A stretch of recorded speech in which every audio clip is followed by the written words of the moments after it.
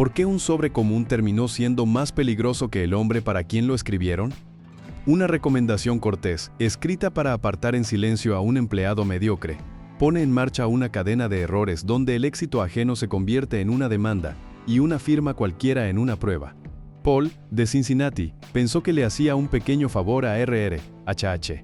Pero cuando un excompañero aparece de pronto en la cima de una startup y luego su nombre sale en materiales para inversores, Paul entiende que alguien reescribió no solo la carta, sino también su vida. Cuanto más escarba, más clara se vuelve una cosa simple y desagradable. En esta historia, lo más peligroso no es el hombre al que ayudó, sino una frase que una vez aceptó poner debajo del documento de otro.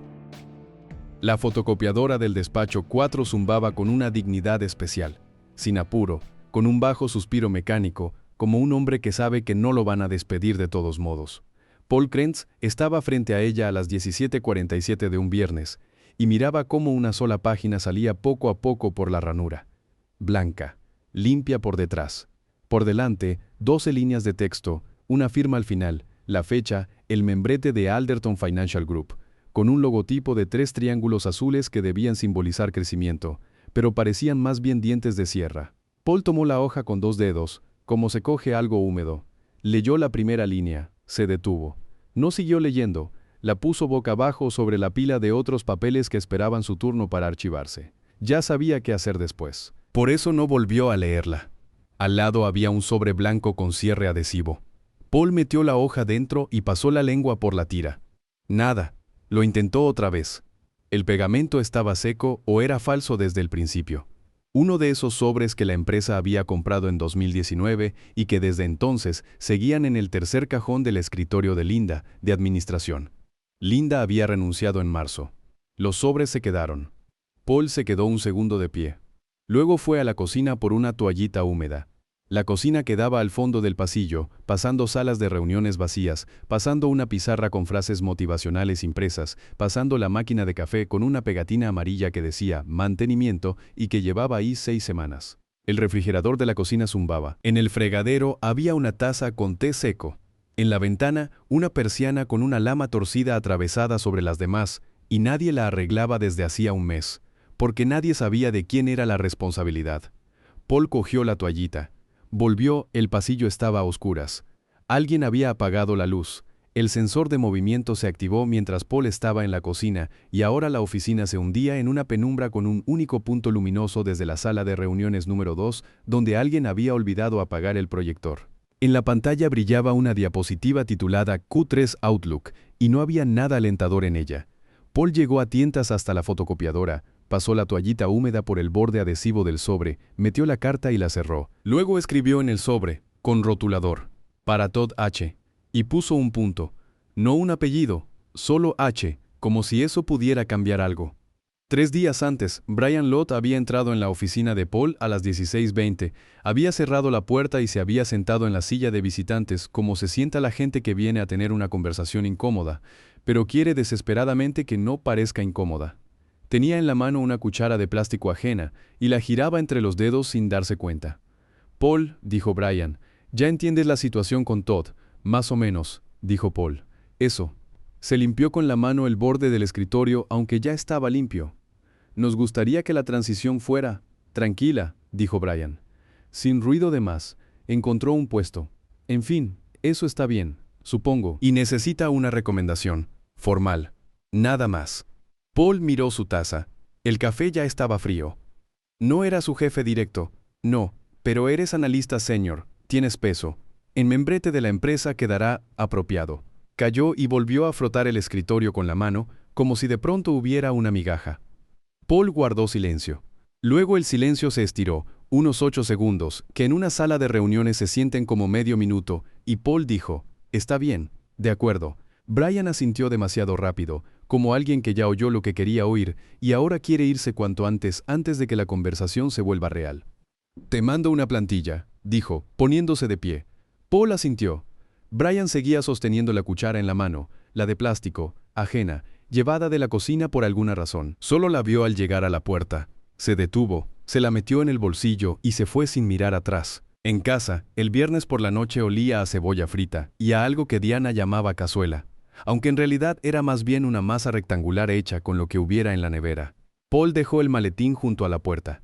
Colgó el abrigo, puso el sobre en la mesita del recibidor, donde normalmente dejaban las llaves y las facturas. Diana salió de la cocina con una toalla sobre el hombro.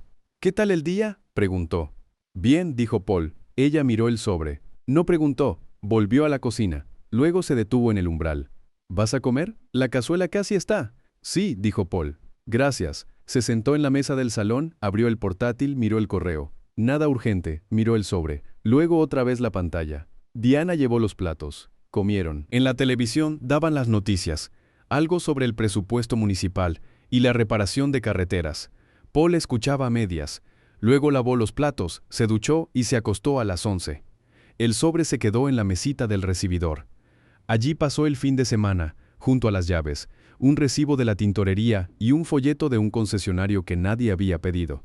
El lunes por la mañana, Todd apareció en la oficina a las 9:12, 12 minutos más tarde de lo habitual, con una corbata nueva de raya azul y la cara de un hombre que ya no trabaja allí, ni mentalmente. Paul le entregó el sobre junto a la máquina de café, la misma con la pegatina de mantenimiento. Todd tomó el sobre, miró la inscripción para Todd H., soltó un leve resoplido. «Paul», dijo, «esto no se me va a olvidar». «No es nada», dijo Paul. «No, en serio, me ayudaste mucho. Me alegro». Todd guardó el sobre en el maletín, en el bolsillo exterior como se mete algo valioso. Luego estrechó la mano de Paul con más fuerza de la necesaria y se fue hacia su escritorio por última vez, como se descubriría después. Paul se sirvió café de la máquina, aunque llevaba 3 días en mantenimiento y el café ya salía frío y amargo. Dio un sorbo, hizo una mueca, tiró el vaso, pensó que ojalá Todd lo olvidara. El sobre, la carta, a él, a la empresa, a todo. Que simplemente se fuera y se volviera otra persona en otro sitio. Todd no lo olvidó. La avena no llevaba azúcar. Paul había pasado a lo sin azúcar en marzo, después de que el médico dijera, «Lo veremos en la próxima cita», con ese tono que no significa «lo veremos», sino «ya lo vi». Comía de pie junto a la ventana de la cocina porque Diana aún dormía, y sentarse a la mesa solo le parecía, por alguna razón, fuera de lugar. Afuera había cielo gris y asfalto mojado, y el vecino de enfrente estaba calentando el coche. Ya llevaba 10 minutos. El escape colgaba como una nube blanca en el aire frío. El teléfono estaba junto al cuenco. Paul lo desbloqueó por costumbre, deslizó el dedo por las notificaciones, un boletín del banco, el pronóstico del tiempo y LinkedIn. Todd Harper actualizó su cargo. Paul dejó la cuchara. Todd Harper, Chief Financial Officer, Nexbridge Capital, Columbus, Ohio. Bajo el nombre había un eslogan pulcro: construyendo soluciones financieras sostenibles para un mercado que cambia rápido. La foto era nueva. Todd con una americana ancha, colgándole como si se la hubieran comprado 2 tallas más grande, y hubieran decidido que eso parecía seguridad. La cara seria pero la sonrisa extrañamente vacía, como si le hubieran pedido que estuviera presente por cortesía y no ocupase demasiado espacio. Debajo de la publicación había 47 me gusta. Paul leyó hasta el final. Nexbridge Capital, una startup de tecnología financiera, fundada hacía 8 meses. El sitio web, una sola landing con gráficos animados y un botón de saber más que llevaba a un formulario de contacto. Paul pulsó saber más. Cerró. La avena se enfrió. Se quedó ahí otro minuto. Luego abrió la publicación de Todd y empezó a escribir un comentario. Escribió: «Felicidades, Todd, es un gran paso». Lo borró. Escribió: «Suerte en el nuevo puesto». Lo borró. Escribió: «Bien merecido, Todd. Suerte». Lo miró 3 segundos. Pulsó publicar. Guardó el teléfono. Se terminó la avena fría. Diana bajó a las 8 menos cuarto, sirvió café y vio a Paul junto al fregadero con el teléfono en la mano. ¿Ha pasado algo? No. Se guardó el teléfono en el bolsillo de la bata. Todd ha encontrado trabajo. Ese Todd, no había otro. Diana sirvió café. Calló un momento. «¿Eso está bien, supongo?» «Supongo», dijo Paul. No preguntó nada más. Él tampoco. Desayunaron y Diana se fue a trabajar. Paul abrió LinkedIn otra vez, solo para comprobar. Debajo de su comentario ya había un me gusta de Todd. La republicación apareció esa misma tarde. Paul vio la notificación en el coche, en el aparcamiento del supermercado, cuando ya había apagado el motor pero todavía no había salido. Todd había republicado su comentario y escrito arriba: «Palabras de un hombre que creyó en mí cuando otros dudaban. Mi mentor y uno de los mejores profesionales que he conocido. Seguimos adelante. Paul lo leyó 2 veces. Mentor, había escrito Todd. Paul nunca había sido su mentor. Era un analista senior que se sentaba 2 mesas más allá y a veces respondía a preguntas que Todd no hacía porque no supiera la respuesta, sino porque quería hablar. Una vez Paul le explicó cómo funcionaba una tabla dinámica. Otra, dónde se guardaban en el sistema los informes archivados. Esa era la lista completa de su mentoría. Debajo de la republicación había 18 me gusta. Uno de ellos, de la cuenta Nextbridge Capital Official. Paul salió del coche, cogió la bolsa de la compra, cerró la puerta. No respondió a la republicación. Simplemente cerró la aplicación. Pasaron 2 semanas en silencio. Paul trabajó, condujo siempre por la misma ruta, preparó café a las 8:55 y a las 14:30. Rellenó informes trimestrales y una vez se quedó hasta las 7 porque en las cifras de septiembre faltaban $40 y no podía irse sin encontrar dónde. Lo encontró. Un error de redondeo en la línea 47. Se marchó a las 7 y algo, con la sensación de que el día había valido la pena. El jueves por la mañana, mientras iba al trabajo y estaba parado en el semáforo de Main y Spring, sonó el teléfono. Un número desconocido, de Cincinnati, pero no de los que él conocía. Contestó. ¿Paul Krentz? La voz era joven, viva, un poco más alta de lo necesario. Me llamo Justin, soy de la agencia de PR Meridian.com. Trabajamos con Nextbridge Capital. ¿Tiene un par de minutos? Se puso en verde. Paul arrancó. ¿De qué se trata? Bueno, estamos preparando una pequeña pieza sobre el equipo de Nextbridge y Todd Harper le mencionó como su mentor. Queríamos hacerle 2 o 3 preguntas, algo breve, por teléfono, sobre su trayectoria profesional, sobre lo que vio en Todd como especialista. Yo no fui su mentor, dijo Paul. Claro, dijo Justin, sin cambiar el tono ni un poco. Simplemente un colega, alguien con más experiencia, alguien que le apoyó. Da igual cómo lo llamemos, solo un par de citas.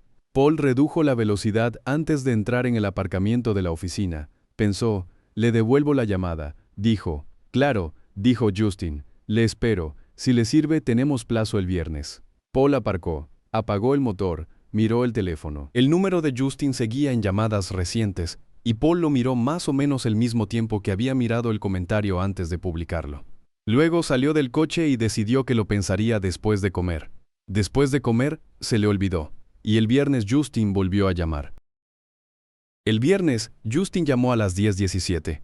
Paul estaba en una reunión, la de cada semana, donde Warren decía, bueno, veamos las cifras, y miraba su portátil mientras los demás miraban los suyos, y todos fingían que miraban lo mismo. Paul colgó. Justin volvió a llamar a las 10:43. Paul seguía ocupado, esta vez de verdad, porque en el cierre de septiembre otra vez no cuadraba algo, y ya no eran $40 sino 800, lo cual era otra clase de conversación. A las 11:15 llegó al correo del trabajo un mensaje de Meridian.com PR con el asunto confirmación de entrevista, viernes 14:00. Dentro estaban el nombre de Paul Krentz, la fecha, la hora, un teléfono de contacto, 3 puntos con preguntas y la firma. Justin Foley, Senior Communications Manager, Meridian.com, Working with Nextbridge Capital. Paul leyó el correo a las 14:23. Justin llevaba esperando en la línea desde las 2. Señor Krentz, dijo Justin. Tenía la voz de alguien al que nada le sorprende porque pasa el día hablando con personas que no contestan el teléfono. ¿Todo bien? Sí, dijo Paul. Yo estaba ocupado. Claro, pausa. Vamos a hacerlo breve, dijo Justin. 3 preguntas. Paul miró la puerta de su despacho. Estaba cerrada. Detrás del separador de cristal, Brian Lott hablaba con alguien en el pasillo, medio de lado. Paul apartó la vista. Bien, dijo, adelante. La primera pregunta era cuánto tiempo hacía que conocía a Todd Harper y cómo describiría su trayectoria profesional en la empresa. Paul dijo que Todd había trabajado en Alderton unos 3 años, que era analista en el departamento general, que cumplía con las tareas. Cumplir con las tareas está bien, dijo Justin, y por el tono no se sabía si lo decía en serio.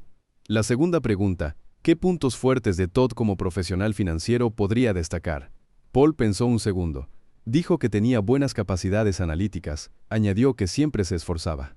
Perfecto, dijo Justin, y por la pausa parecía que lo estaba anotando. La tercera pregunta, ¿qué opinaba del nombramiento de Todd como CFO? Bueno, dijo Paul con cuidado, es una gran responsabilidad. Le deseo suerte. Maravilloso. dijo Justin. Gracias, señor Krentz. Espere, dijo Paul. ¿Esto va a imprimirse? Ya está impreso, dijo Justin. Le daremos forma, no se preocupe. Paul no preguntó qué quería decir darle forma. Justin no aclaró nada. Se despidieron y Paul colgó con la sensación de haber hecho algo mal, aunque no supiera decir exactamente qué. El artículo salió el martes siguiente en FinTech Midwest Review, una revista sectorial pequeña, que leían personas de cierto círculo, es decir, no demasiadas, pero justo las que podían necesitarlo. Paul no lo sabía. El artículo se titulaba Nexbridge Capital, el nuevo rostro de la inversión privada en Ohio. Y en el tercer párrafo decía, según su mentor y excompañero Paul Krentz, analista senior de Alderton Financial Group, Harper posee una rara intuición financiera. Siempre se esforzaba, señaló Krentz. Paul no lo leyó. Lo leyó Diana el miércoles por la noche, mientras Paul ponía la mesa. Lo encontró por casualidad. Buscaba algo sobre las tarifas de seguros en Ohio, y el algoritmo le sacó un enlace con el nombre de su marido. Salió de la cocina con el teléfono en la mano. No dijo nada. Solo lo dejó boca arriba sobre la mesa. Paul lo miró. La pantalla seguía encendida. El artículo estaba abierto. No cogió el teléfono enseguida. Sacó los platos, los puso sobre la mesa. Luego se sentó. Miró otra vez el teléfono. La pantalla no se apagaba. ¿Eso lo dijiste tú?, preguntó Diana. Paul cogió el teléfono. Leyó el párrafo. Luego otra vez. Yo no dije eso, dijo. Diana asintió. Miró sus manos y luego a él. Ya, dijo, y nada más. Paul dejó el teléfono boca abajo junto al plato. Comprobó el tenedor 3 veces seguidas, como si eso pudiera ayudar. Luego lo puso en silencio sobre la mesa, justo a la derecha del plato. Al día siguiente, en la oficina, Mark, del departamento de al lado, lo paró junto al ascensor y dijo, «He oído que ahora eres mentor de genios financieros. He leído el artículo», dijo Paul. «Ya, intuición rara. ¿Eso es sobre Todd, el que el año pasado mezcló las columnas en el informe trimestral?» «Todos mezclan columnas», dijo Paul. «Claro», dijo Mark. «Claro». Se abrió el ascensor. Entraron y bajaron en silencio. En la reunión del viernes, Warren miró a Paul varias veces, no de forma fija, solo un poco más de lo normal. Una vez cuando Paul hablaba de las cifras de octubre, Warren asintió, pero tenía la mirada de alguien pensando en otra cosa. Paul lo notó, y perdió la idea a mitad de frase. La recuperó. Terminó. Warren ya estaba mirando el portátil. Después de la reunión, Paul volvió a su puesto, se sirvió un café, y decidió que llamaría a Meridian.com para pedir que corrigieran la redacción. Se anotó un recordatorio en una nota adhesiva de papel, amarilla, de esas que llevaban 2 años en su mesa. La pegó al monitor. El lunes, la nota se dobló por una esquina y se despegó. Cayó detrás del monitor. Paul no la encontró. El domingo por la noche, mientras Paul veía las noticias y Diana leía en el sillón, el teléfono parpadeó en silencio. Un mensaje de LinkedIn. Todd Harper. Paul, hola, solo quería decir que el artículo quedó genial. Los inversores preguntaron por ti. Pronto IPO. Cosas grandes. Eres el primero al que se lo digo. Paul lo leyó. Puso el teléfono boca abajo sobre el brazo del sofá. En la tele hablaban de carreteras. Otra vez de carreteras. Como si no hubiera otros problemas. Paul venía aplazando la revisión del coche desde septiembre. Ya en octubre, en el tablero seguía encendida una luz amarilla. No de alarma, solo de esas que recuerdan, como un hombre que se queda en la puerta y carraspea con educación. En noviembre, la luz seguía ahí. En diciembre, Paul pidió cita en la estación de Chestnut Street para el miércoles a las 9:30. Llegó a las 9:25, se puso en la fila y descubrió que delante tenía 5 coches y que el miércoles en la estación de Chestnut Street era, al parecer, el día más popular para pasar la revisión en todo Cincinnati. Apagó el motor, sacó el teléfono. La noticia estaba arriba del todo en la bandeja financiera. Nexbridge Capital cierra ronda de inversión, $12 millones. Paul pulsó el titular. El artículo era pequeño, 3 párrafos y una foto. En la foto, Todd estaba de pie junto a la pared de cristal de la oficina, con el cielo gris de Columbus detrás, llevando una chaqueta oscura que le quedaba un poco ancha de hombros, justo lo suficiente para que solo lo notara alguien que mirara con atención. Cara seria, la mirada algo desviada, como si ya estuviera más allá de la cámara. Debajo de la foto había una cita. Estamos construyendo la infraestructura financiera de la siguiente generación. Nuestro modelo no es solo un producto, es un nuevo lenguaje del capital. Paul volvió a leer la última frase, un nuevo lenguaje del capital. El coche de delante avanzó despacio. Paul alzó la vista y vio que el conductor de delante lo estaba mirando por el retrovisor mientras él seguía con el móvil en la mano. Paul bajó la pantalla un poco, como si estuviera haciendo algo de trabajo y no leyendo sobre un excompañero que, por la foto, ahora hablaba con las inversiones en el idioma del futuro. El teléfono volvió a iluminarse. Otro titular, esta vez en la misma bandeja. Nextbridge Capital recauda 12 millones en medio del creciente interés por los mercados privados. Paul lo miró y sintió una incomodidad seca y rara, como si lo hubieran pillado no leyendo una noticia, sino haciendo algo más personal. En la estación se quedó otros 40 minutos. El técnico, un hombre callado de unos 50 años, con un mono manchado en la rodilla, dio una vuelta al coche, anotó algo, dijo, «Mire los frenos para la primavera», y le entregó el comprobante. Paul le dio las gracias. Fue al trabajo. Llegó 22 minutos tarde, algo que no le pasaba desde marzo.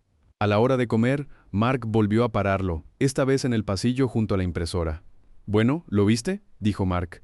«12 millones. Tu pupilo no se queda quieto». «Lo vi», dijo Paul. «Oye, ¿no te arrepientes de no haber entrado?». Mark lo dijo con ligereza, como si hablara de algo opcional. Al fin y al cabo era su mentor. Podrías haber pillado información de dentro. «No», dijo Paul. Mark asintió. Guardó silencio un segundo. «Ya», dijo. «Claro». Paul cogió la impresión de la bandeja de la impresora. Volvió a su puesto. Detrás de él oyó que Mark decía algo más, en voz baja para sí mismo o para otra persona. No lo distinguió. Warren apareció a las 3:30, sin llamar, que era su derecho como jefe, aunque seguía sorprendiendo un poco cada vez. Paul no se sentó. Se quedó junto a la puerta, con las manos en los bolsillos. «He visto la noticia de Nextbridge». «Sí», dijo Paul. «¿Tienes algún acuerdo formal con ellos?». Paul lo miró. «No». Warren asintió. Guardó silencio 3 segundos. «Bien», dijo, y se fue. Paul se quedó mirando la puerta cerrada. Luego volvió a la pantalla. En la hoja de cálculo había 6 pestañas abiertas, y no recordaba por qué había abierto 3 de ellas. 4 meses pasaron en línea recta, en el sentido de que no ocurrió nada que pudiera llamarse un acontecimiento. Paul trabajó, fue al trabajo, preparó café a las 8:55. Warren dejó de venir con preguntas. Mark seguía bromeando a veces, pero sin fuerza. El tema iba perdiendo filo. Diana compró nuevas persianas para la cocina, de las buenas que cerraban del todo. Paul leyó 3 libros que llevaba tiempo teniendo en la mesilla y descubrió que uno de ellos ya lo había leído, solo que no lo recordaba. Todd no escribió. Eso estaba bien. A principios de abril, Paul estaba pasando noticias por la mañana, ya no con la avena, sino en el coche mientras el motor se calentaba, cuando se topó con una nota breve en el mismo FinTech Midwest Review. El titular era neutral. Nextbridge Capital revisa su estrategia tras el primer trimestre. Paul la abrió. El artículo era corto. Hablaba de ajustes en el modelo de inversión, de un periodo de transición y de que la compañía se centra en un crecimiento sostenible en lugar de una expansión agresiva.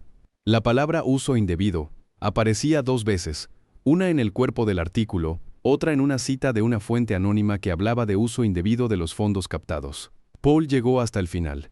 El nombre de Todd aparecía una vez en la lista de la dirección, sin comentario. Cerró el artículo. Arrancó el coche. En el semáforo de Main y Spring, el mismo donde Justin lo había llamado 5 meses antes, se detuvo y pensó que entonces no debería haber contestado. Se puso verde. Siguió conduciendo. El nuevo artículo salió en mayo, ya no en FinTech Midwest Review, sino en el Columbus Business Journal, que pesaba distinto. Paul lo encontró a la hora de comer, cuando volvió a su mesa con un vaso de café de papel de la máquina del pasillo, la misma que al fin habían arreglado en marzo, aunque después de la reparación el café empezó a salir más frío que cuando la máquina estaba rota. En la tapa se habían quedado unos granos de azúcar, y uno se le pegó al dedo cuando cogió el vaso. Titular: Nextbridge Capital reestructura su departamento financiero ante las dudas de los inversores. Paul dio un sorbo. El café estaba frío y amargo a la vez, una proeza rara para una máquina recién revisada. Dejó el vaso, empezó a leer. Nextbridge Capital había llevado a cabo una reestructuración planificada del bloque financiero. 2 empleados habían dejado la empresa por decisión propia. El director general, Derek Murphy, dijo que la compañía estaba centrada en el valor a largo plazo para los inversores. Abajo del artículo, un comentario breve de Todd Harper: seguimos avanzando. Paul se quedó mirando esas 2 palabras un segundo más de lo necesario.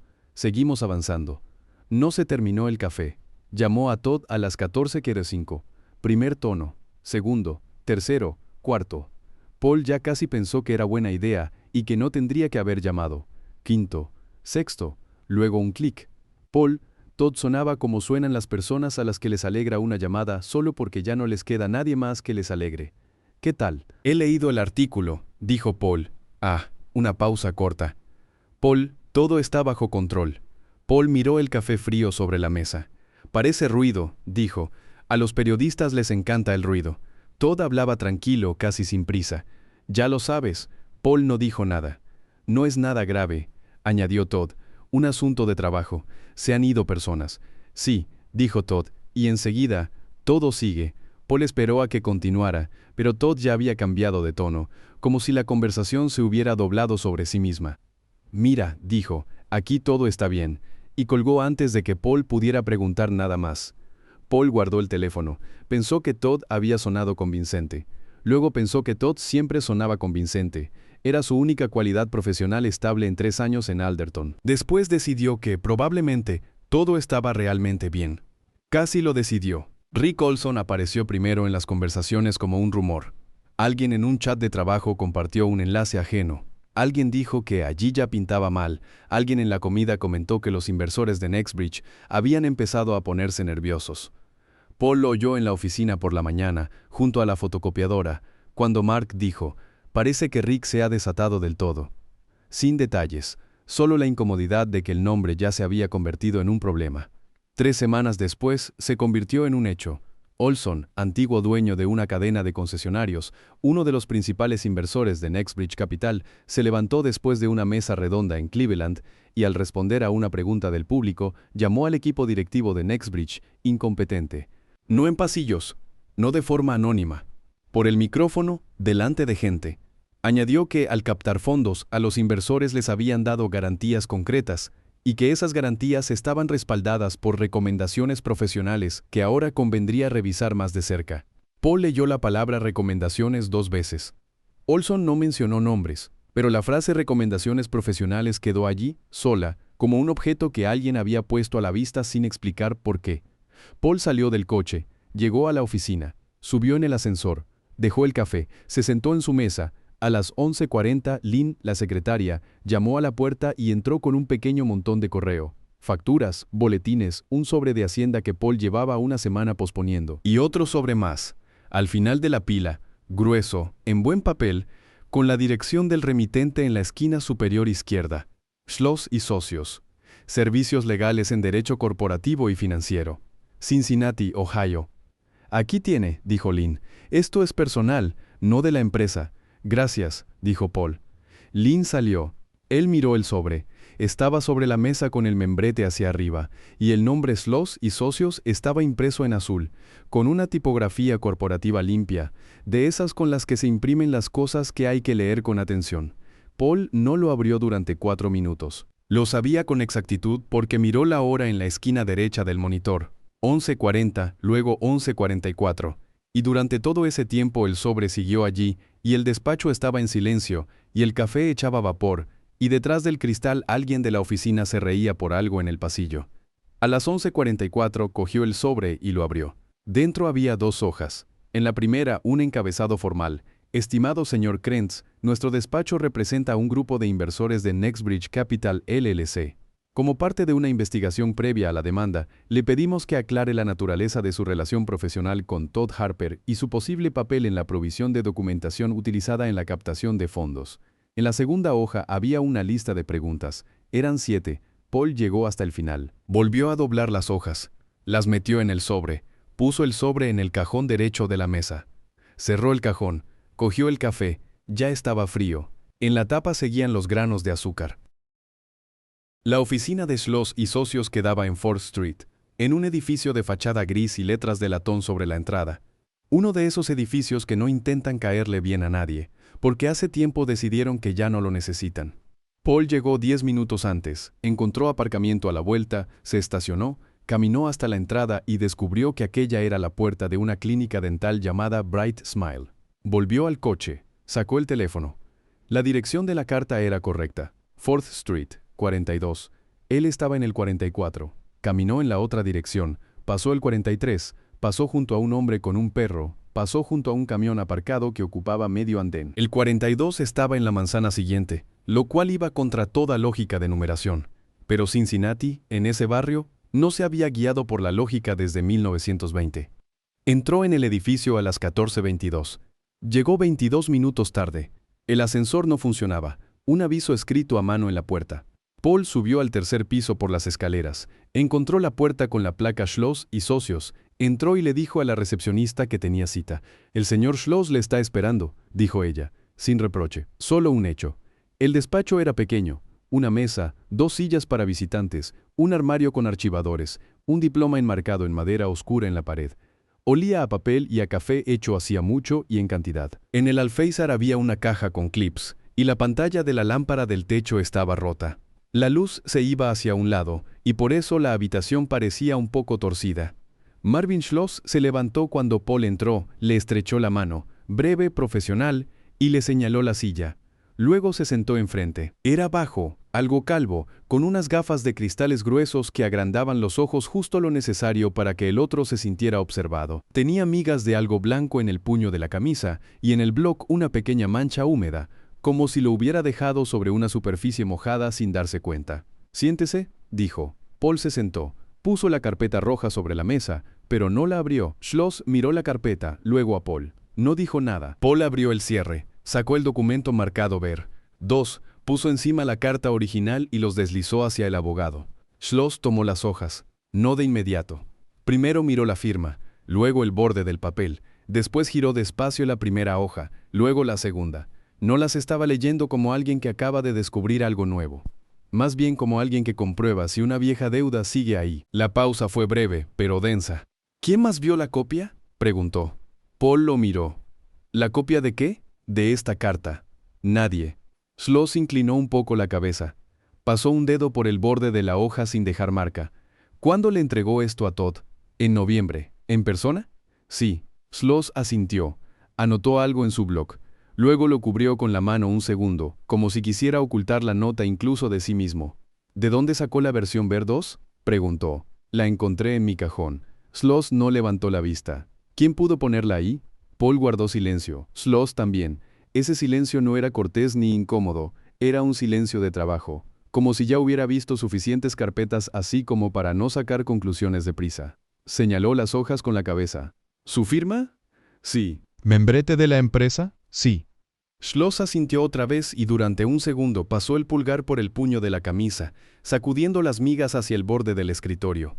Los inversores afirman que esta carta formaba parte del paquete de documentos utilizado en la captación de fondos. Paul no dijo nada. Schloss no añadió nada. Solo lo miró por encima de las gafas y dejó las hojas junto al bloc como papeles que todavía no van a ninguna parte, pero que ya no están allí por casualidad.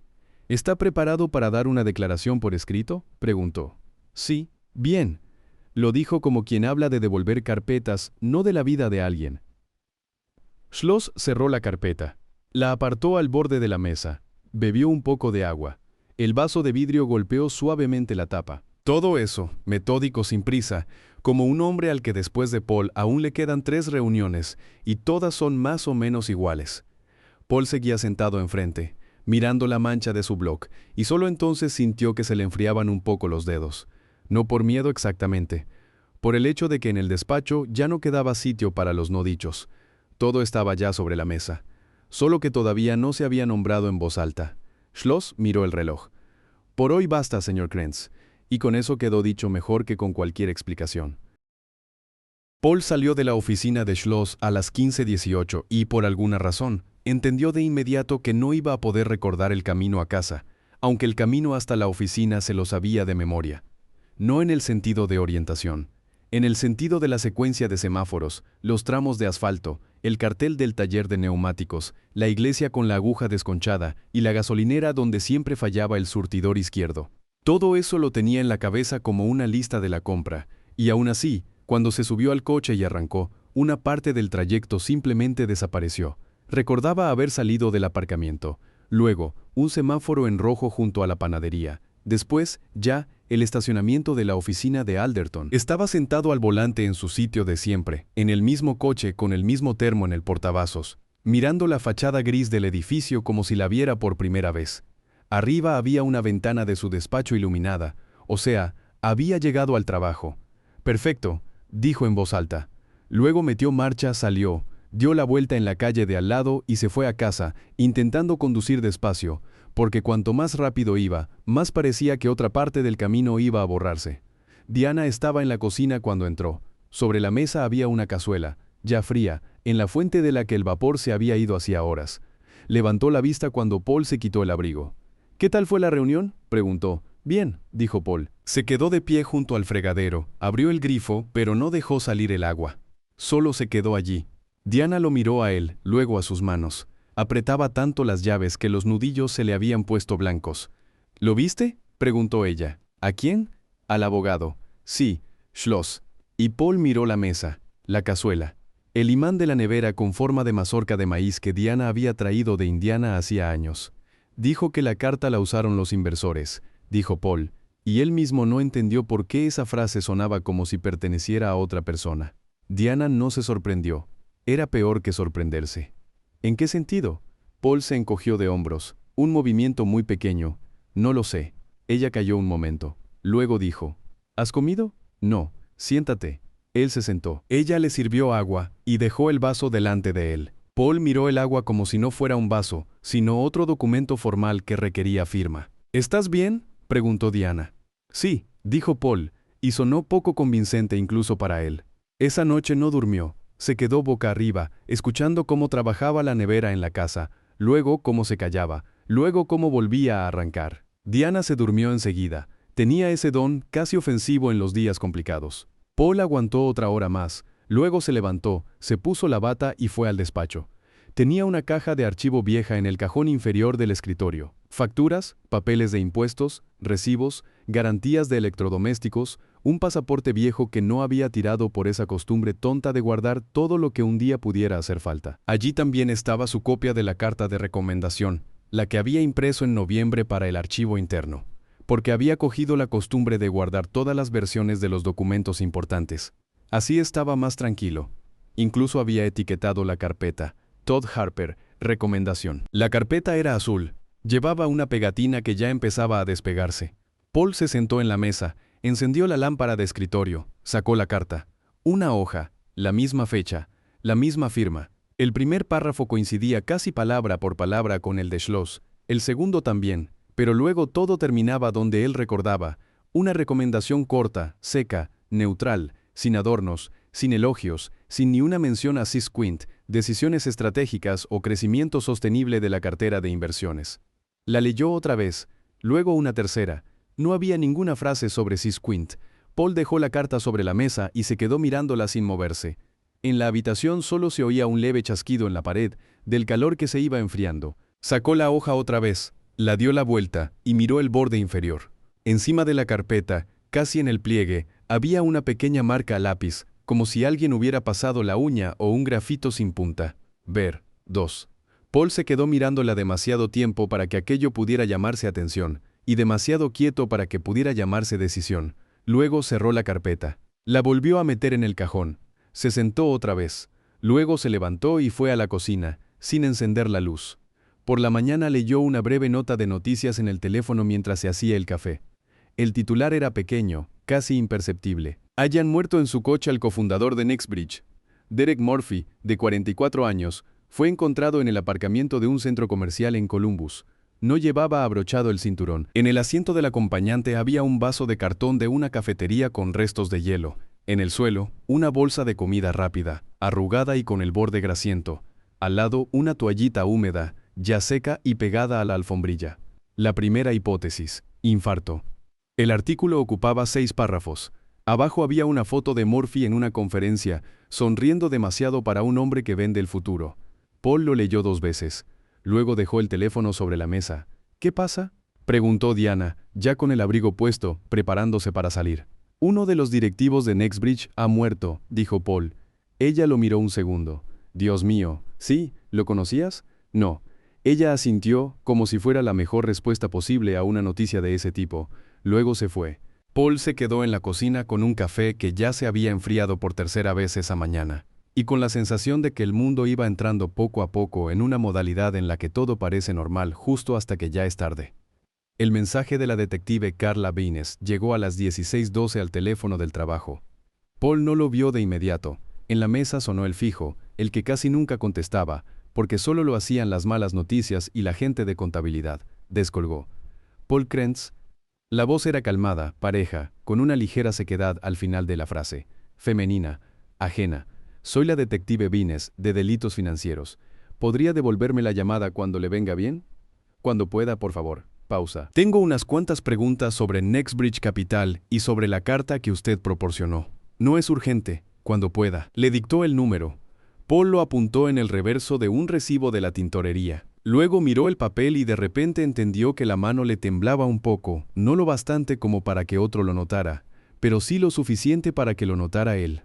Colgó. Sobre la mesa estaba la carpeta con la carta. Al lado, el teléfono con el número de la detective Vines, y en la ventana se reflejaba su despacho, la lámpara, la silla, la caja de archivo, y todo aquello parecía como si alguien hubiera preparado el sitio con mucho cuidado para una conversación desagradable. Paul cogió la carta otra vez y vio en el borde interior de la carpeta una marca fina de lápiz, casi borrada, que antes no había notado.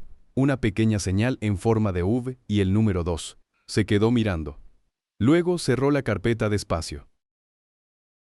Paul devolvió la llamada a la detective Vines a la hora de comer, de pie junto a la máquina de café en la tercera planta.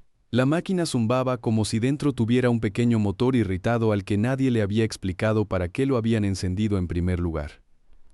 Paul se llevó el teléfono al oído, se apartó del pasillo y a los 3 segundos ya supo que había cometido un error. ¿Paul Krentz?, preguntó Vines. Sí. Al fondo no había ruido, ni música ni otras voces. Solo una voz pareja, seca, de alguien que no desperdicia palabras, no porque quiera ahorrar tiempo, sino porque no les ve sentido. Si puede, busque un sitio más tranquilo. Paul miró por encima del hombro. Detrás de él había 2 personas de compras esperando café. Una de ellas lo miraba demasiado fijamente, aunque quizás solo estaba mirando hacia un lado. Sí, claro. Entró en la sala de reuniones número 3. Tiró del pomo. Cerrado. Dentro ya había alguien. Voces amortiguadas, el golpeteo de un bolígrafo contra la mesa y un breve ajá. Paul se detuvo y asintió a la puerta con cierta duda, como si la puerta pudiera entender y disculparse. ¿No puede ser?, preguntó Vines. 1 minuto. Siguió adelante, pasó la impresora, pasó la sala de descanso y al final entró en el baño de empleados. Cerró la puerta del cubículo detrás de sí, no del todo, porque la cerradura estaba rota. Se quedó dentro, apoyado en la pared con el hombro. El olor era neutro, desinfectante y papel, como en todos los sitios donde la gente finge que no está pasando nada. ¿Mejor?, preguntó. Sí. Pausa. Paul oyó agua goteando en algún sitio. No fuerte, solo lo suficiente para que el silencio no fuera del todo silencio. Tengo un par de preguntas, señor Krentz. ¿Conocía personalmente a Derek Murphy? No. ¿Y a Todd Harper? ¿Lo conoce bien? Paul miró la pared blanca de azulejos. Bueno, trabajamos juntos, en la misma empresa. Entendido. La siguiente pausa fue más larga que la pregunta. ¿Y cómo describiría su estilo financiero?, preguntó Vines. Paul parpadeó. ¿Qué? Estilo. La forma en que trabajaba con el dinero. Paul inclinó un poco la cabeza, como si eso ayudara a responder. No ayudaba. La línea volvió a quedarse en silencio. Vines no lo apresuró. Ni siquiera lo empujó. Solo esperaba. Era aplicado, dijo Paul. Al otro lado se oyó un pequeño roce. Un bolígrafo sobre papel. Muy leve. Paul lo oyó con tanta claridad como si el sonido se hubiera hecho solo para él. Y enseguida entendió que había dicho la peor palabra posible. Aplicado, repitió Vines. Sí. Pausa larga. Ajá. Ese ajá sonó tan seco que a Paul le pareció que ella simplemente había marcado que lo había oído, y nada más. ¿Algo más?, preguntó Vines. No. Pausa. De acuerdo. No aclaró nada. No ayudó. No explicó por qué preguntaba de esa manera. Y eso era peor que si lo hubiera explicado todo, porque en su tono no había nada especial. Solo la limpieza rutinaria de alguien que ya ha anotado suficientes palabras como para no darles peso demasiado pronto. ¿Habló con Harper por última vez después de la carta?, preguntó. Sí, en persona. No, por teléfono. ¿Cuándo? Paul miró la puerta del cubículo, el gancho para bolsos. Una pequeña mancha en el azulejo, como una gota de óxido seca. Hace poco. ¿Qué tan poco? antes de eso. Entendido. Hizo otra pausa breve. Los inversores han presentado una demanda, dijo Vines, como quien informa de que se ha apagado la calefacción del edificio. También vamos a mirar la carta. Paul no respondió enseguida. ¿La carta?, repitió. ¿Sí? ¿Mi carta? Si era suya, dijo Vines. Paul cerró los ojos. Solo un segundo. ¿Qué quiere exactamente?, preguntó. De momento solo devuélvame la llamada más tarde, cuando no esté en un pasillo. Soltó el aire. En el lavabo de al lado alguien abrió el grifo y lo cerró enseguida. Oyeron pasos fuera del baño. Alguien se detuvo, luego siguió. «¿Le llamaré?», dijo Paul. «Sí, cuando le venga bien». Ella colgó primero. Paul mantuvo el teléfono pegado al oído otro segundo. Luego bajó la mano y solo entonces notó que tenía la palma húmeda. Salió del baño despacio, como si el pasillo pudiera hacerle otra pregunta. La máquina de café seguía zumbando. La gente de compras ya se había ido. En la mesita junto a la máquina había una taza abandonada con café sin terminar. Paul la miró por costumbre y pensó que en esa oficina todo quedaba a medias. El café, las conversaciones, los documentos, incluso la preocupación. Por la tarde intentó llamar a Todd 2 veces. La primera, a las 15:12, 2 tonos, 3, 4. Luego el buzón de voz, tranquilo, estándar, con el tono habitual de Todd. Ha llamado a Todd Harper, CFO de Nextbridge Capital. Deje su mensaje. Paul colgó sin dejar ninguno. La segunda, a las 15:49. Esta vez la llamada simplemente se cortó. Sin buzón, sin respuesta, silencio. Paul abrió LinkedIn en el navegador. No encontraba el perfil de Todd. La búsqueda devolvía una página en blanco y varios apellidos parecidos, no el suyo. Lo intentó otra vez con el nombre completo. Nada. Luego lo comprobó en el teléfono. Lo mismo. Primero pensó que era un fallo. Después entendió que el perfil no solo no cargaba, había desaparecido. No borrado por ahora, no oculto, desaparecido como si nunca hubiera estado ahí. Se quedó sentado en la mesa mirando el hueco vacío donde, hasta ayer, estaba la cara de Todd Harper, sus hombros anchos, su chaqueta demasiado segura y todas esas palabras sobre la infraestructura financiera de la siguiente generación. Ahora no había nada. Paul dejó el teléfono boca abajo muy despacio. En el pasillo alguien reía, la risa normal de oficina, de esas que hacen que todo parezca un poco menos peligroso de lo que es en realidad. Pero Paul ya solo oía una cosa, cómo todo aquello empezaba a desparramarse. Diana sacó el tema del abogado durante la cena, cuando Paul ya había terminado casi toda la parte silenciosa de su plato. «Tienes que hablar con alguien más serio», dijo. Paul levantó la vista. En la cocina reinaba el silencio, solo roto por el zumbido regular de la nevera y por una gota que caía en algún sitio de la casa. No era fuerte, solo lo bastante constante para notarse. «¿Hablé con Schloss?», dijo él. «No me refiero a ese que habla por teléfono, como si ya fueras culpable. Uno de verdad, corporativo». Paul dejó el tenedor. «No tengo abogado corporativo. Entonces contrata uno. No es tan fácil». Paul lo dijo sin presión, y justamente por eso él sintió que ya no tenía salida. Ron Hill atendía en un despacho de 2 habitaciones encima de una tienda de muebles de cocina en Taft Street. Paul lo conocía de hacía años. Ron les había ayudado con los papeles de la compra de la casa, luego una vez con los documentos de un pequeño accidente de Diana, y después con alguna disputa vecinal por una valla. Era bueno en divorcios, no estaba mal en asuntos inmobiliarios, y era claramente malo en todo lo que tuviera que ver con empresas. Paul lo llamó el miércoles a las 11:08, en cuanto Diana se fue a trabajar. «Ron, soy Paul Krentz. Tengo una pregunta». «Paul». «Hola». Ron hablaba con la misma calma con la que la gente abre la puerta sabiendo ya que detrás hay un problema. «Adelante». Paul lo explicó de forma breve. Nextbridge, la carta, los inversores, la exigencia previa a la demanda. Su nombre mencionado como posible responsable. Ron escuchó en silencio, soltando solo algún ajá de vez en cuando.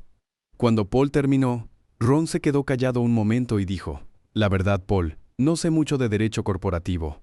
Paul cerró los ojos. Ya lo sabía. Sí, pensé que debía decirlo en voz alta para ser honesto. Honesto, claro. Necesitas a alguien más serio. Un corporativo que se dedique justo a eso. Puedo darte 3 nombres. Dámelos. Ron se los dio. Paul los fue anotando por detrás de un recibo de lavandería, porque no tenía otra cosa a mano. El recibo era viejo, del mes anterior, con una mancha de lluvia en una esquina. Los nombres y números quedaron escritos en columna junto a lo que en otro tiempo había sido 2 camisas, un abrigo, una suéter. El primero es Marsha Green, en el centro. El segundo, Elliot Baker, caro pero muy fino. La tercera, Shira Martin, muy buena, pero tiene lista de espera de 2 semanas. Diles que vas de mi parte. Gracias, Ron. Y Paul. ¿Sí? No hables con nadie más por ahora, con nadie. Y no firmes nada. No pensaba hacerlo. Eso lo dice todo el mundo, dijo Ron.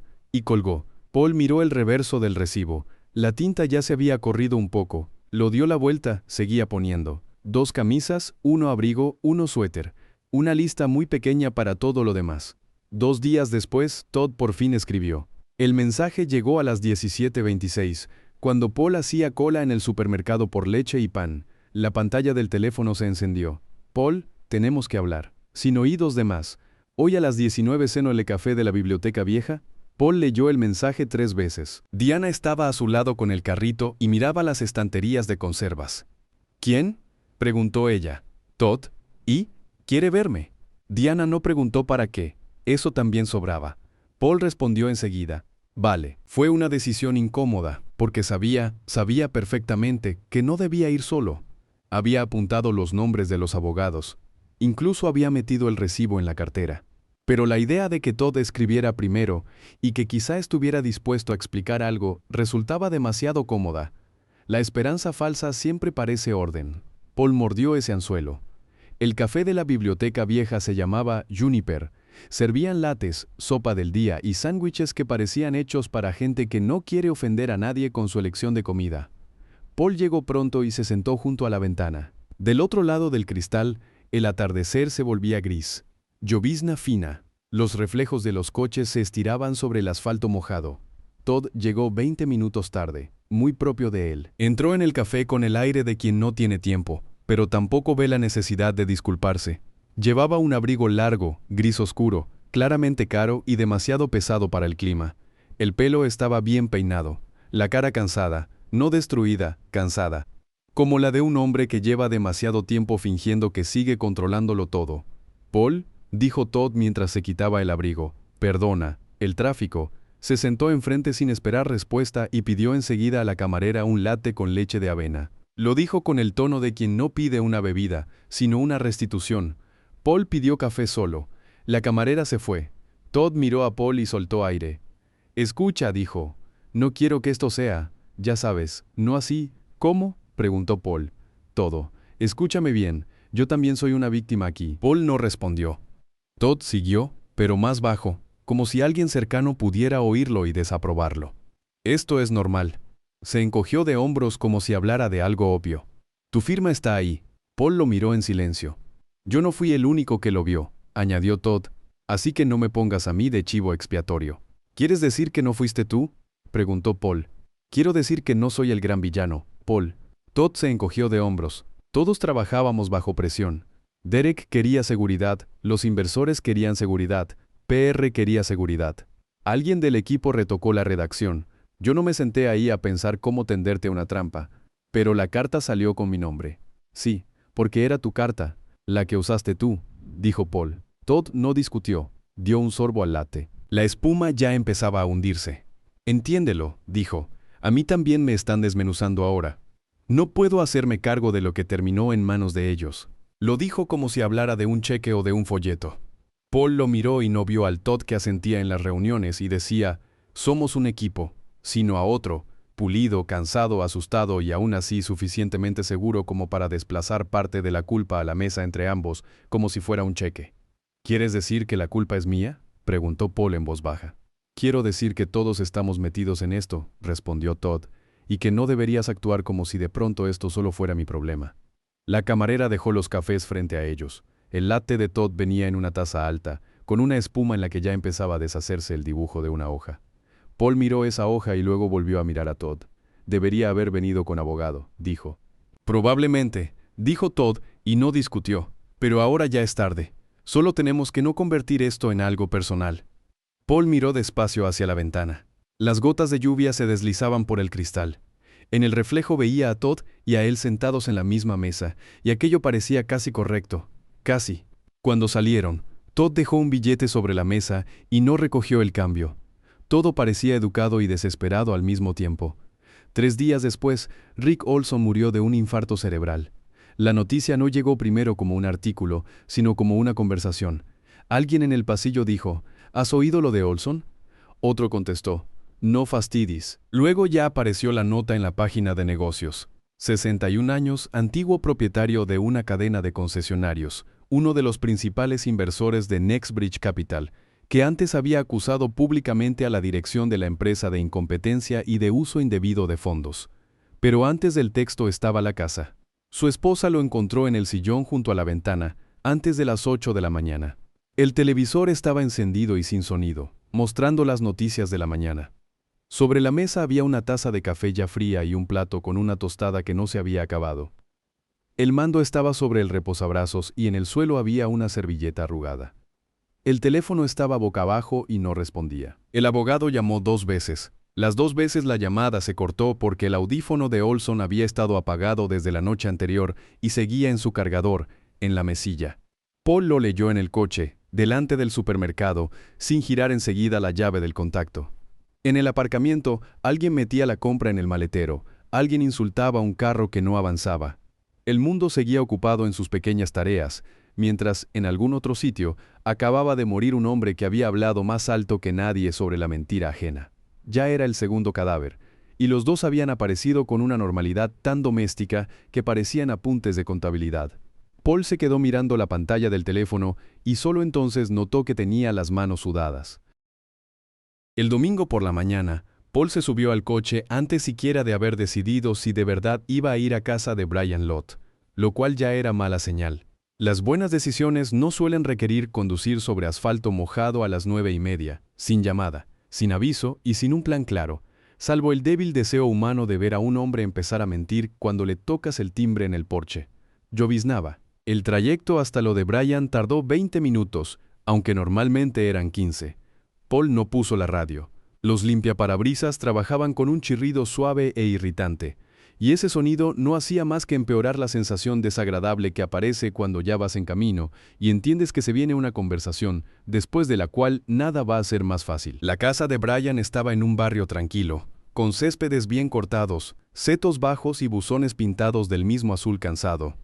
Todo allí parecía vivir con cautela y sin querer llamar la atención.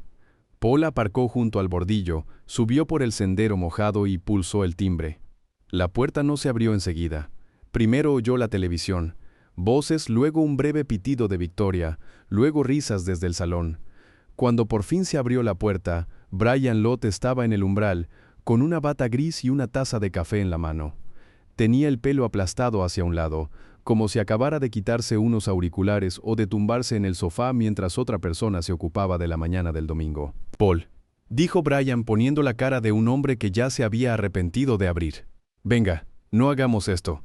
Paul estaba en el porche, con el abrigo puesto y los hombros húmedos, mirándolo. «Necesito hablar». «¿Ahora?» «Sí». Brian miró por encima del hombro. Detrás de él, en el salón, alguien volvía a ganar algo en la tele, y una voz de mujer decía con entusiasmo, «Eso es». Brian cerró los ojos medio segundo, como un hombre al que en su propia casa acaban de ignorarle un límite. «Aquí estamos haciendo tortitas», dijo. «Y además es domingo. No te llevaré mucho tiempo». Brian calló. Luego se apartó a un lado. «Vale, entra, pero poco rato». Paul entró. Dentro hacía calor y olía a café, mantequilla y algo dulce. Sobre la mesa de la cocina había un bol con masa, junto a una sartén, una espátula y un paquete abierto de harina. Todo parecía obscenamente normal. Y precisamente por eso Paul se sintió especialmente fuera de lugar. No había venido como invitado ni como vecino, sino como un hombre con un papel y una pregunta que ya no le cabía en la cabeza. Brian se secó las manos en la bata. Luego otra vez. La sartén siseó en el fogón, y él dio la vuelta a una tortita demasiado pronto. Se pegó, se deslizó hacia un lado, y Brian la levantó rápido con la espátula como si no importara. En el salón la televisión seguía hablando más alto de lo necesario, y él fingía que eso le molestaba, aunque en realidad solo se escondía detrás de ese ruido. «Siéntate», dijo Brian, «pero por favor, sin escenas. Yo ya he dormido poco». Paul se quedó de pie. «Necesito entender», dijo. «¿Quién cambió la carta?» Brian dejó la taza sobre la mesa. Miró a Paul como si fuera a explicarle cómo funciona una hipoteca o por qué no se pueden poner zapatos mojados sobre la alfombra. «No sé de qué me hablas». Paul sacó en silencio del bolsillo interior una hoja, la copia de la carta. Le enseñó la marca del margen. Esto, Brian la miró. Largo, demasiado largo para un hombre que no sabe de qué va eso. Luego levantó la vista. No lo sé. Paul no se movió. Le diste la carta antes de dársela a Todd, dijo. Alguien metió esta versión después. Luego Todd envió el paquete a los inversores. Y ahora creen que ese texto es tuyo, Brian. Brian no respondió. Miraba la hoja, luego a Paul, luego hacia la cocina, donde algo seguía chisporroteando en la sartén. No fui yo, dijo al final. Paul lo miró esperando algo más, pero Brian solo se pasó una mano por la cara y luego volvió a secarse la palma en la bata. No lo comprobaste, dijo Paul. Brian se encogió de hombros. Un gesto muy pequeño.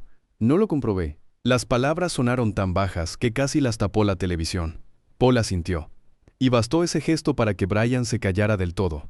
Miró otra vez la hoja con ver. 2. La marca, el trazo de lápiz en el borde, el texto escrito con limpieza que ahora significaba más que toda la conversación. Luego se guardó la hoja en el bolsillo.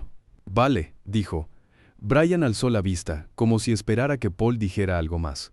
Pero Paul ya se estaba girando hacia la puerta. Paul, no, ya está. Salió al porche bajo la llovizna y sintió cómo el frío se le metía enseguida por el cuello.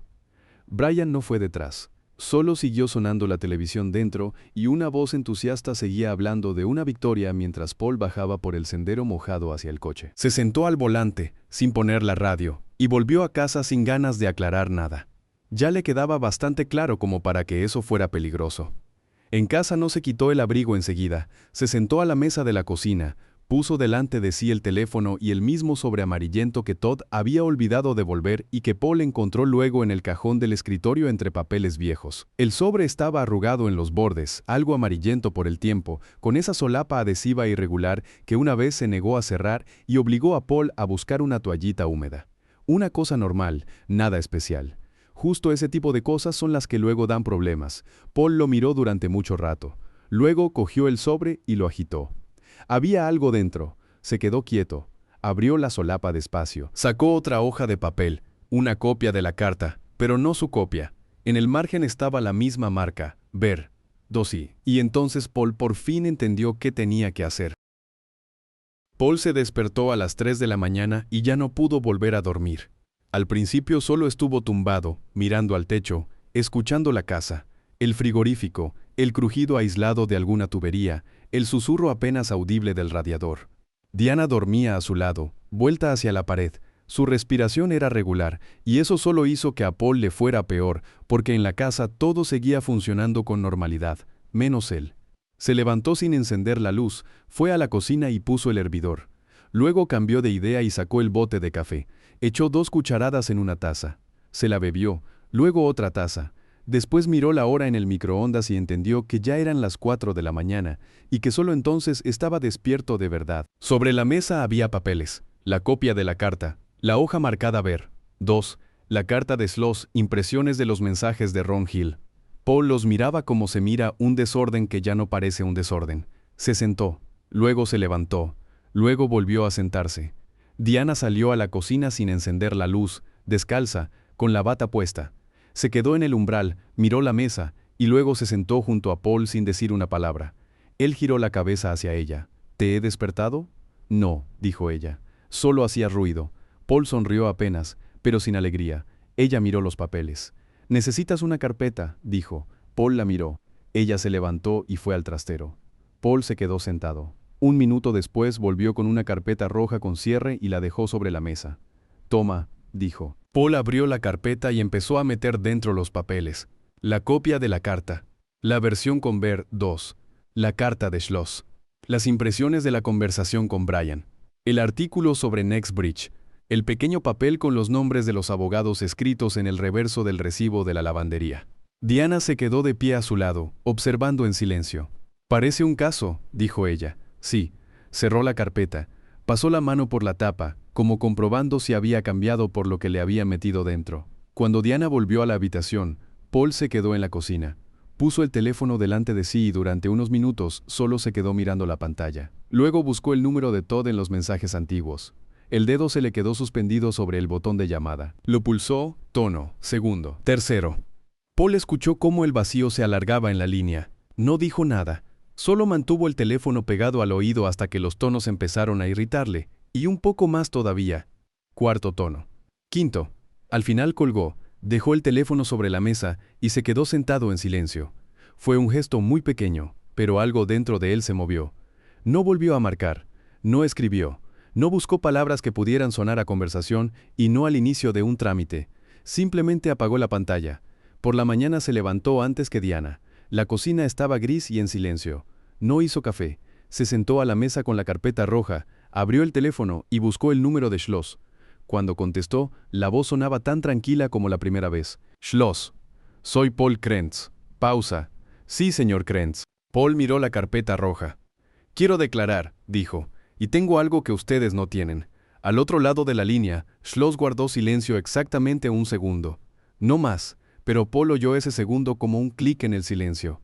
¿Cuándo puede venir?, preguntó Schloss. Paul cerró los ojos. Luego los abrió. Hoy, dijo, después de las 9. Bien, venga, avisaré para que le atiendan enseguida. Gracias. No llegue tarde, dijo Schloss sin presión, casi con cortesía. Paul miró la carpeta, los documentos dentro, su cocina, donde todo estaba en su sitio excepto él mismo. No llegaré tarde, dijo. Y colgó. Paul cogió la carpeta roja de la mesa de la cocina como se coge algo que ya no es del todo papel, sino casi peso, como si dentro no hubiera una pila de hojas, sino el sentido mismo de los últimos 2 meses. Diana estaba junto al fregadero y lo observaba en silencio mientras comprobaba el cierre. Luego abría la carpeta otra vez y la cerraba otra vez. ¿Llevas todo?, preguntó ella. Paul asintió. No te confundas, dijo Diana. La carpeta roja y esa cara. Él la miró un segundo y las comisuras de la boca se le movieron. No una sonrisa, más bien el recuerdo de una. Schloss lo recibió en la misma tercera planta, en la misma habitación pequeña donde todo seguía oliendo a papel y café viejo. Paul salió del ascensor con la carpeta bajo el brazo y se detuvo en la puerta para recuperar el aliento. En ese momento, el ascensor volvió a abrirse. De él salió un hombre desconocido de unos 50 años, con abrigo oscuro y exactamente la misma carpeta roja en la mano. Se miraron. Ambos aminoraron un poco, como hacen las personas cuando entienden al mismo tiempo que una coincidencia es demasiado concreta para ser casual, y aún así, fingen que no pasa nada. ¿También para Schloss?, preguntó el hombre. Sí, dijo Paul. Ya. Entraron en la sala de espera y se sentaron cada uno en un extremo de la fila de sillas. La secretaria levantó la vista, vio las carpetas, y en su cara pasó ese tipo de compasión breve y profesional, que solo saben poner quienes trabajan cada día con problemas ajenos. Paul no preguntó quién era aquel hombre. El hombre no preguntó quién era Paul. Esperaron a que los llamaran, se levantaron casi al mismo tiempo y se separaron hacia despachos distintos. El desconocido giró a la izquierda. Paul, a la derecha. Todo estaba demasiado ordenado para no resultar desagradable. Schloss ya esperaba.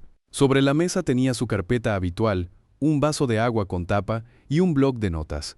Alzó la vista cuando Paul entró y señaló la silla. Siéntese. Paul se sentó. Puso la carpeta roja sobre la mesa, pero no la abrió. Lo he traído todo, dijo. Schloss miró la carpeta, luego a Paul. Bien. Paul abrió el cierre, sacó el documento marcado Ver 2, colocó encima la carta original y se las deslizó al abogado. Schloss tomó las hojas. No enseguida. Primero miró la firma, luego el borde del papel. Después pasó despacio la primera hoja, luego la segunda. No las leía como alguien que acaba de ver algo nuevo. Más bien como quien comprueba si una vieja deuda sigue allí. La pausa fue breve, pero densa. ¿Quién más vio la copia?, preguntó. Paul lo miró. ¿La copia de qué? ¿De esta carta? Nadie. Schloss inclinó un poco la cabeza. Pasó un dedo por el borde de la hoja sin dejar marca. ¿Cuándo le entregó esto a Todd? En noviembre. ¿En persona? Sí. Schloss asintió, anotó algo en el bloc. Luego tapó la nota con la mano un segundo, como si quisiera esconderla incluso de sí mismo. ¿De dónde sacó la versión Ver 2? Preguntó. La encontré en mi cajón. Schloss no levantó la vista. ¿Quién pudo ponerla ahí? Paul calló. Schloss también calló. Ese silencio no era educado ni incómodo. Era un silencio de trabajo, como si ya hubiera visto suficientes carpetas, así como para no sacar conclusiones deprisa. Señaló las hojas con la cabeza. ¿Su firma? Sí. ¿Membrete de la empresa? Sí. Schloss asintió otra vez y durante un segundo pasó el pulgar por el puño de la camisa, sacudiendo las migas hacia el borde del escritorio. Los inversores afirman que esta carta formó parte del paquete documental usado en la captación de fondos. Paul no dijo nada. Schloss no añadió más. Solo lo miró por encima de las gafas y dejó las hojas junto al bloc, como papeles que todavía no van a ninguna parte, pero que ya no están allí por casualidad. ¿Está preparado para dar una declaración por escrito?, preguntó. Sí. Bien. Lo dijo como quien habla del calendario de devolución de carpetas, no de la vida de nadie. Schloss cerró la carpeta. La apartó hacia el borde de la mesa. Bebió agua. El vidrio golpeó la tapa con un sonido suave. Todo eso, metódico y sin prisa, como un hombre al que después de Paul le esperan otras 3 reuniones, y todas son más o menos iguales. Paul seguía sentado enfrente, mirando la mancha del bloc, y solo entonces sintió que se le enfriaban un poco los dedos. No por miedo exactamente, sino porque en el despacho ya no quedaba sitio para las medias palabras. Todo estaba ya sobre la mesa, solo que todavía no se había dicho en voz alta. Schloss miró el reloj. Por hoy basta, señor Krentz. Y con eso quedó dicho mejor que con cualquier explicación. El juicio fue en el edificio del Tribunal del Condado, en una sala cuyas paredes parecían pintadas para que vinieran personas incómodas con su propia certeza. Los bancos del público estaban casi vacíos, pero los testigos ya estaban de pie junto a las puertas. La secretaria tecleaba sin levantar la vista. Luego se le cayó el bolígrafo, murmuró una palabrota en voz baja y se agachó bajo la mesa. El abogado sentado a su lado pasó una carpeta equívoca sin hacer ruido. Paul entró con la carpeta roja. Se sentó donde le indicaron. Todd entró detrás y se quedó quieto un segundo antes de darse cuenta de que se había sentado mal. No en la silla correcta, no en la mesa correcta. Luego se movió, fingiendo que ese había sido el plan desde el principio. Llevaba la misma chaqueta ancha de la foto del IPO. Solo que ahora le quedaba un poco peor, como si la chaqueta también estuviera cansada de toda aquella historia. Detrás de él entró Brian Lott. Llevaba un traje oscuro, y a su lado iba un abogado con una chaqueta gris cara que parecía más cara que toda la ropa de Brian junta. Brian se movía con cuidado, con esa pulcritud de oficina que en un juzgado resulta especialmente lamentable, como si el hombre aún esperara que, si no hacía ruido y se mantenía erguido, nadie lo notara. Paul los miraba y no sentía rabia, sino una claridad extraña y cansada. Los 3 parecían gente normal en el momento en que el papel de otro se convierte en el futuro de todos. Entró el juez, todos se levantaron y luego se sentaron. Los abogados empezaron a hablar con cortesía, casi con desgana. La demanda, los documentos, el paquete para inversores, las aprobaciones internas, las cartas de confirmación. Las palabras volaban por la sala, secas y limpias, y precisamente por eso resultaba tan repugnante. Nadie gritaba, nadie golpeaba la mesa, pero la vida ya había cambiado. Por fin habló el abogado de Todd, alto, impecable, con la cara de un hombre capaz de convertir un drama en trámite administrativo, si le pagan lo suficiente. El señor Krentz proporcionó voluntariamente la recomendación, dijo, mirando no a Paul sino hacia el juez. Por tanto, asume la responsabilidad profesional del contenido de la carta y de su uso en contexto empresarial. Paul bajó la vista a la carpeta roja. Tenía las manos tranquilas. Eso casi le sorprendió. Levantó la cabeza y dijo, yo escribí una página. La página que se mostró a los inversores contiene texto que yo no escribí. Aquí está el original. Aquí está ver. 2. La marca del margen no es mía. La pausa en la sala fue breve, pero muy densa. Incluso la secretaria dejó de teclear. Schloss no se giró hacia Paul. Se incorporó enseguida un poco más recto y ya estaba alargando la mano hacia la carpeta, como un hombre que por fin ha visto el objeto correcto en el momento correcto. El abogado de Todd se quedó quieto un segundo. Todd parpadeó. Brian Lott palideció y se quedó inmóvil, mirando el papel, luego a Paul, luego otra vez al papel. Paul no dijo nada más. Schloss ya había entregado los documentos al juez. Y Brian Lott seguía sentado, sin pestañear, con una expresión de alguien que acaba de comprender hasta qué punto había llegado el plan pulcro de otro. Pasaron 7 meses después del juicio, y al principio la vida fingió que no había pasado nada. Luego cambió de verdad, pero no de golpe ni con belleza, sino como cambian los hábitos de la gente a la que una vez ya le tocó explicar un papel ajeno delante de personas ajenas. Paul volvió a Alderton 3 semanas después de la vista. No de inmediato, no de forma heroica, simplemente un lunes, cuando ya estaba claro que no tenía a dónde ir y sobre todo que no tenía mucho sentido marcharse. En la oficina todo seguía en su sitio. La moqueta gris, la máquina de café con la pegatina nueva de mantenimiento, la lama rota de las persianas del pasillo que nadie se apresuraba a arreglar. El mismo olor a plástico recalentado de la impresora, el mismo zumbido fino del aire acondicionado. Empezó a releer todo lo que firmaba, 2 veces. Cartas, informes, aprobaciones, notas breves en los chats de trabajo, si llevaban la palabra sí. Una vez devolvió un memorando interno de 3 páginas solo porque tenía una frase poco clara sobre confirmación externa. Antes lo habría dejado pasar. Ahora no. Al principio, los compañeros intentaron comportarse como si nada hubiera cambiado. Mark hizo un par de bromas sobre el mentor de Columbus, pero entendió muy rápido que una broma pierde sentido si la otra persona no sonríe. Warren no volvió a mencionar Nextbridge ni una sola vez. En las reuniones hablaba más corto. Era casi respeto, o simplemente prudencia.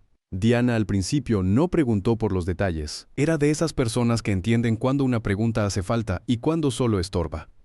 Pero una mañana de sábado volvió de la tienda con una carpeta azul con cierre y la dejó sobre la mesa de la cocina, junto al pan y la leche. «Para ti», dijo. Paul miró la carpeta.